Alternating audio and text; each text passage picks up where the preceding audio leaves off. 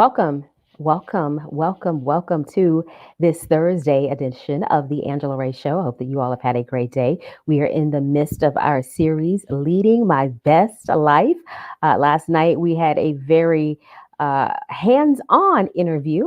You all had a chance to see in real time me get some coaching from vocal extraordinaire Dr. Cindy Milligan. And tonight I have another special guest. For all of you who will be catching tonight's broadcast on the replay, thank you so much for hanging out with the Angela Ray Show. I definitely appreciate your support. For all of my viewers who will be watching the broadcast live on tonight, I have a favor of you or a special request. Of course, I always ask you to slide into the comments to let me know that you are on the broadcast. But tonight we have a literary leader. So go ahead and do me a favor. When you slide into those comments, let me know your favorite book or one of your favorite books of all time. I know it depends on what part of my life I'm thinking about as to what I consider my favorite book. But yeah, go ahead and slide in those comments. Let me know, what is your favorite book? What is your favorite book? All right. So, as always, here at the Angela Ray Show, we get the party started with our Ray of Motivation moment. And for tonight's Ray of Motivation moment, I just have to quote the great Shirley Chisholm. And that is, if they don't give you a seat at the table, bring a folding chair. That has been a quote that has been, we've heard a lot over the past few days. And as I think about leaders, I really think that is what a leader does, no matter what the field is. Shirley Chisholm was definitely a very active and a very pioneering politician, as well as a social action leader. But there's so many different ways that we can bring our own folding chairs to the table, and in many ways end up charting a path for ourselves that leaves a trail for others to follow in. And so, as we continue to go through this series on leadership, I just want to remind you of that you need to bring your own. There is something that is unique within you that you have to offer. And that is tonight's Ray of Motivation moment for this Thursday edition of the Angela Ray Show. Oh, Edwin of Mice and Men. Man, listen, that's some years ago. It's been a long time since I've read that book. You're taking me back to my school days. So tonight's special guest, I'm so excited to have her, from teen mom to CEO at the age of 20. Tamika Newhouse, the author of 16 novels, has landed on numerous bestseller lists and is the winner of 8 African American Literary Awards. And only 9 months after debuting her first novel in 2009, she landed a major publishing contract without an agent, and then went on to become CEO of Delphine Publications. And she is the mastermind behind the upcoming Black Writers Weekend. Of course, we're going to be virtual this year because, we're dealing with COVID, but the party will not stop. So please help me welcome Tamika Newhouse. Tamika, Hi, thank you so much for being on the Angela Angela. Ray Show.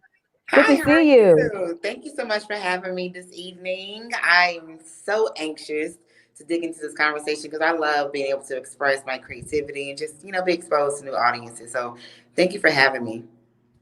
Well, I'm just curious. I know because Black Writers Weekend is right around the corner that these past few months that has occupied a lot of your time. But aside from Yes. that, what did you do during what most people talk about as the downtime of the Ooh. pandemic? Did you have any? Well, what I did was I really just channeled my focus a little bit more intensely because it wasn't a lot of distractions going on. The world had shut down, and no one was moving. And I have been blessed Mhm. enough to create the life that I've wanted for myself and live in that life for years now. So when the pandemic hit, nothing really changed and altered. I was just able to now just really just stay in the house and focus. I put out a book. I began to build more into my team. So now I micromanage a team of 30 creatives who help me manage Black Writers Weekend, who help me develop and manage different projects for clients and brands. And so I just got more focused. So I kind of just put my focus and my all of my attention onto my goals and my businesses basically. So it was the perfect time for that. So, in addition to having your own books, you've also published books for other authors. Talk about what that process has been for you. Oh wow! So publishing writers, I have a love-hate relationship with publishing other writers simply because um, I was so attached to Delphine Publications, which is my independent publishing house, but I'm also an independent artist as well. And so when I Okay. began to really share that platform with other writers, it was fun and eventful, and for me it was fulfilling to help people, kind of make their dreams manifest and come true, and also teaching them, how to engage with their readers, taking them on the road with me and mentoring them and kind of just taking them under my wing. And at one point I had 30 writers. And it was amazing. Wow. It was an amazing experience. And for the most part, 90% of the work was done just by me. And this is one of the main reasons why I was able to quit my job when I was 23 and totally become a full-time entrepreneur, because I was making six figures. I was doing a great, excellent job. But then I got caught up in the wave of opportunists, or people who saw what I did for myself, and they thought that I could mirror that same thing for them. And I began to unknowingly sign writers who were not willing to put in the work. And so it became a kind of like a hard process to really kind of swallow, because I loved it, but then I love making money too. So I needed these people to understand, hey, when you sign to a publisher, they are there to simply make sure your book is available for purchase. As an artist and as a creator, you should be doing absolutely everything in your power to make sure that people know about your book, along with your publisher also offering up that assistance. But publisher and publicist are two completely different things. And so I had to really kind of take a step back and evaluate my process on recruiting writers, because it's very, very important that people understand the partnership when it comes to a publisher, when it comes to a record company, a record label, when it comes to a studio or a producer. There's partnerships and roles that people have to fulfill. And yeah, I just got caught up in a wave of people who just did not want to do nothing. So Mm. it was like a And so, bittersweet experience. yeah. So, how did you get away from all of those who were trying to leech on to your coins to really finding some people who were serious and were ready to do the work? It took a lot of letting people go. I eventually experienced where I was violated professionally. And, someone tried to destroy and take away a lot of what I built with Delphine Publications, simply because they felt that I was wrong in some areas, or I should have done more for them in some areas. And it was very frustrating for me, because it takes more than just me to make your dreams come true.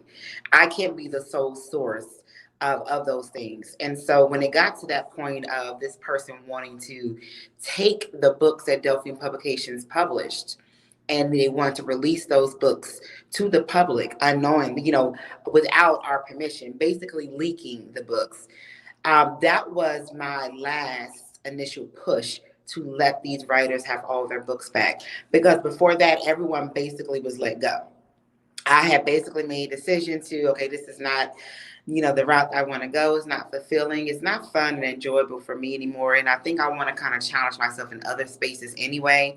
So that was the last straw, to kind of give everyone back what was theirs, what they created, and hey, go on and make something great for that. And Delphine Publications took a loss, and then eventually it ended up taking a huge gain. So it ended up being like a blessing, to kind of let those bad apples go. All right. So, you got the publishing company, but then you also have this great annual event called Black Yes. Writers Weekend. How did that come Yes. about? Well, I also, so I'm a visionary with everything that I do. So I not only do I love helping people tell their stories, but I love helping people connect with those, their readers and their audiences. And then also I want to take a step further and help them connect with opportunities. Because with being a writer myself, I already know and I'm able to relate to their journey. And so I had this idea when I was maybe about 21, 22, that I was going to eventually produce an award show. that was going to be gigantic, and writers were going to be able to come and walk the red carpet. They'll have their gowns, and it was going to be our Grammys, our Emmys, um, our NAACP Image Awards. And I had that vision maybe about 21, 22, but I knew to do it, I had to do it right because I'm representing all of us. Like it kind of gets on my nerves when we try to do stuff and then we have, I mean, we have do it. I got We don't you. really put our all into it. We don't Hmm. truly invest, and then we don't really offer up good customer service. So I wanted to make sure that before I stepped into that role, I was ready to put my best foot forward. So when I moved here in Atlanta 7 years ago, is when I transformed the award show into what it is now, which is Black Writers Weekend, and it allows writers to come be celebrated, obviously walking the red carpet. But then we have what we call these experiences with writers, with conversations. We do parties, we do socials, and I've been blessed enough to work with different types of brands and studio heads and networks, and like BET and Centric and Bravo, and in brands like Amazon and Goodreads. People, these types of brands want to basically connect with Black creatives in any type of space, whether it's entertainment, art, publishing. So when creating such a unique idea like that, they're open and welcome to it. And for me, it's been fulfilling just seeing writers not only come and enjoy, but people have landed deals from this experience. People have landed connections that now they have shows and movies in development.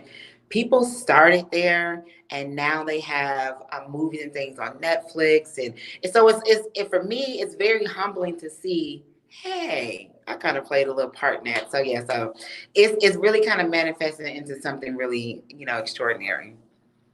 So I know obviously this year we won't be gathering in person, but what is a typical Black Writers Weekend like? Like, from the time it begins until, the awards show and even the fun after parties.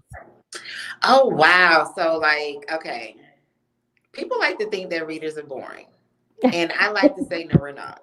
We are the original rock stars. And I have a space for everybody because not everyone really likes the nightlife. And not everybody wants to wake up early in the morning. So I have something that's going on all day long that can really cater to every type of creative and every type of writer. So let's say, for instance, Thursday, people come in. It may be a mixer at a local lounge or a bar where people kind of just come in and mix and mingle. There may be some authors there displaying their books. And then the following day, it's like a full day of workshops and lessons and pitching. So you get to pitch your books to editors and publishers and literary agents who are looking for writers. And then there's our Access to Hollywood, where you get to pitch your project to a panel of screenwriters.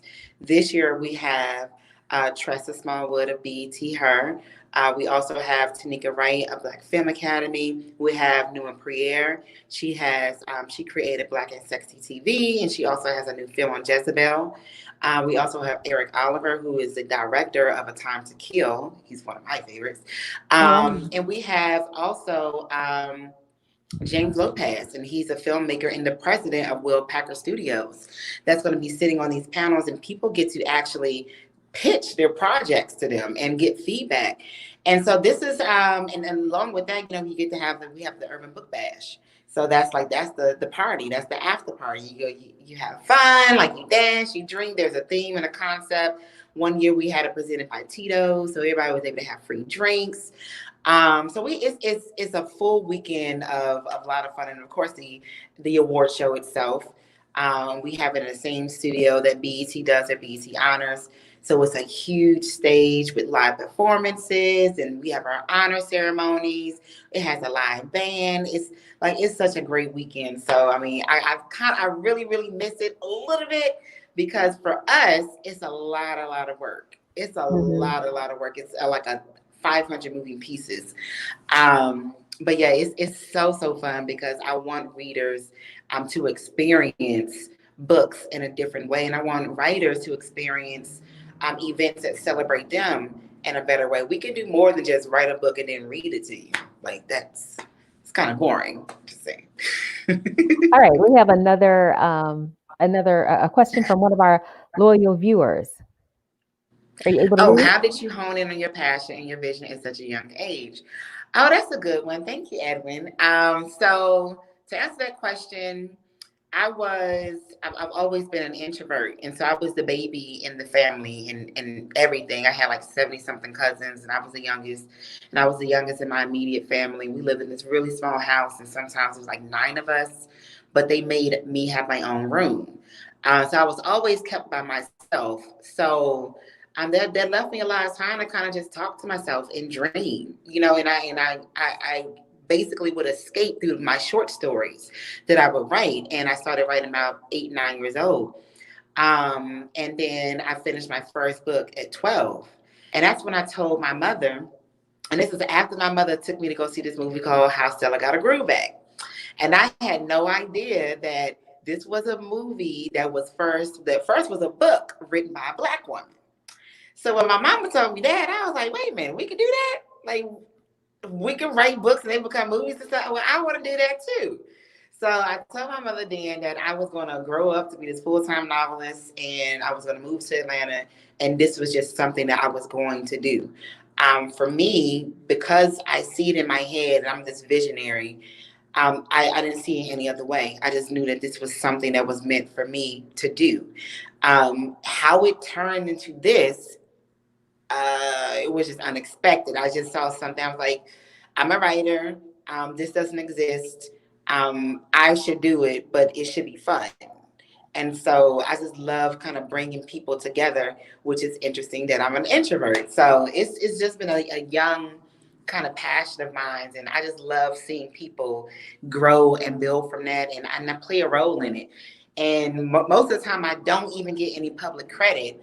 And that's all right. Like, that's really, really fine, because they come back to me in other ways. Like, the good deeds and things that we put out into the universe, it comes back to us tenfold. And I have been blessed enough now to be able to work and mend fences with so many great people. So I don't know, just started young.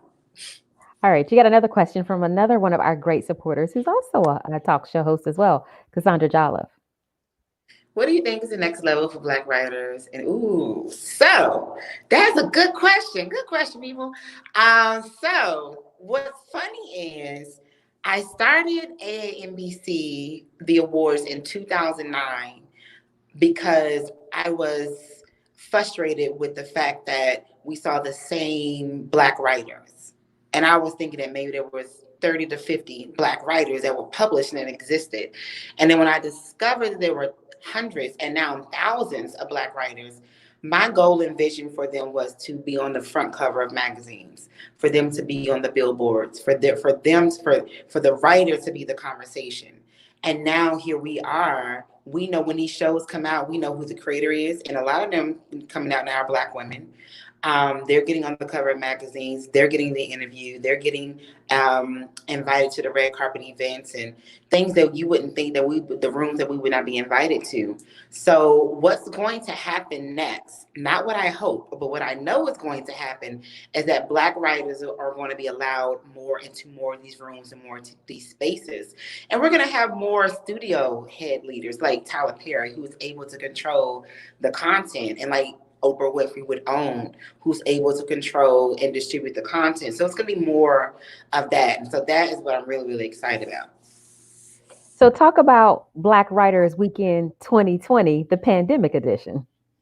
Oh, Lord. So the pandemic edition, Angela, you are part of it. Thank you so much for you hosted our Books That Make You Go Ooh panel, which is a panel of writers where we feature writers who talk about love and romance, Black love specifically. And so you did an excellent job with that Thank you. conversation. So thank you again for that. Our pandemic version is going to be slightly different because obviously we won't be able to engage in person, but we're able to bring conversations and people that technically would have not been there because there's other things they could have been to, or it's other loopholes we may have to have jumped through. But because everyone is virtual at this point, we were able to then connect and touch hands with so many influential people. Just the panel alone for Access to Hollywood it's $1 million influencers sitting on that panel that can open up doors for writers, and they're right here at your fingertips, which is pretty amazing. So I think that although we're not able to, connect in person, people are going to be able to connect virtually and be able to listen and experience these creatives that probably would have not been able to make it to Atlanta if it was in person. So I think that we're able to just connect more. We're able to bring not as many conversations, but we're able to also kind of include our urban book bash still. So we're going to have a live DJ segment. You're still able to do your pitching to our editors. Harlequin is sending over for their editors and for their imprints, and they are actively seeking people to sign. So it is very, very important that people kind of take up these opportunities. You don't have to fly and spend money to get these connections. It's at your fingertips. I think that's amazing. Yeah. What I And think. so for people who have just heard that, like, oh, like that sounds like something that I might need to partake in. Is it too late to register, or can they still They can participate? still register. They can still register up until the very last conversation airs. And I Okay. encourage registering because not all the conversations are accessible to the public. Some are comes with a silver pass, a gold pass, or creative pass is if you want to pitch to access to Hollywood panelists or to our dope read panelists. And you also get access to all of our master classes. We have master classes presented by Goodreads, also by Amazon KDP. We also partner with Wattpad, who is looking for new writers that they can connect with. Um, who else? We also have a masterclass on filmmaking, on Oh. care. We also have a live yoga session. So yeah, so it's a lot going on that really opened up my creativity, my vision for this to really still make it fun and engaging, even though it's virtual. But yes, they can still register. Go to blackwritersweekend.com, select tickets. If you are a writer and you want to be involved, select tickets still. You'll see the passes that are designed for you guys. And yeah, so they can still purchase tickets and stuff. All right. Edwin has another question for you. As a writer, what topic or story would you like to discuss? Oh, wow. Edwin, I like you. So that is a really good question because right now my heart and my spirit is being pulled towards Black women, specifically single Black mothers. And then those Black mothers who are dreaming out loud because I'm telling you that they probably have some of the most painful and traumatic experiences and some really low quiet moments, but Hmm. then they also have these triumph stories that help them get to this point here. And so I want to tell the story of my journey with parenting and being a mother, and how I did. And we really don't know what we're doing. I think parents really like. I get that now. Now my daughter's about to be 18 now, and I still don't technically know what I'm doing, especially now because she's changing every year. And you try to make the right decisions. Um, you try not to be I guess, too anal a little bit or too overprotective, and you want to give them some freedom, but then you don't want to stress about it. And I'm one of those people like, oh my God, my children are now growing up and they're about to be. It's worse now than when they were smaller. Like when they were small, they was in the house. I knew where they were at. But parenting is one of the most challenging journeys that I have ever had to take. And I'm one of those people where if I set a goal or if I'm in a position to do something, I want to do my best. And I don't know if I've been doing my best. I don't know how to continue to even try to do my best. And it gets frustrating. And I just want to talk to people about it. Like, this is what's going on. Like, is there a manual to this thing? Like, is there an undo button? Can we Right. start over? So I want to talk to folks about that, Lord Jesus. Okay. That sounds interesting. That sounds interesting. Well, now, Tamika, I have the website scrolling at the bottom of the Yes. page, blackwritersweekend.com. It is coming up next weekend on a computer, an iPad, or a mobile device near you. All you have You're to do is click to register and you can get in on the fun. So that is writers, that is authors, that is filmmakers, wannabe filmmakers, or just movers and shakers who want to be in the virtual room. You have an opportunity to do that in a very different and unique way this year. Any final comments as we wrap up tonight? No, my only thing that I want to tell people, that especially during this time, because I know 2020 has been hard for everybody, it has been a transition for every single person. Nobody has been unscathed in this moment. And so I want to encourage people to take the time to just take a breather, spend some time with yourself, know yourself, do some healing, take some accountability. And then once you've done that, take a risk to do something new in life, because we have to do Mm. more than just being alive. We have to just do more than just breathing. We need to be living and taking in new experiences and putting out good energy. So I'm going to encourage you guys to live. Oh, those thoughts and those visions in your mind, open your eyes and make them be your reality. Like, it really is possible. If you did not learn anything this year, you should really know that everything can be stopped and shut down and changed in a split second. So continue to be blessed, to continue to, to be kind and dream out loud. Dream out loud. Couldn't have said it better. Tamika, thank you so much for joining us tonight. And I can't wait to slide into some events next I weekend. know. I'm excited. Have a good one. You too. Thanks. Thank you again. Well, that is it for this Thursday night edition of the Angela Ray Show. As always, I would like to remind you of Ray of Motivation number 54. Cleaning a mirror does not change the person who is reflected in it. Until next time, I encourage you all to go out and be the change, and to borrow Tamika's word and dream out loud. Have a good evening. See you tomorrow.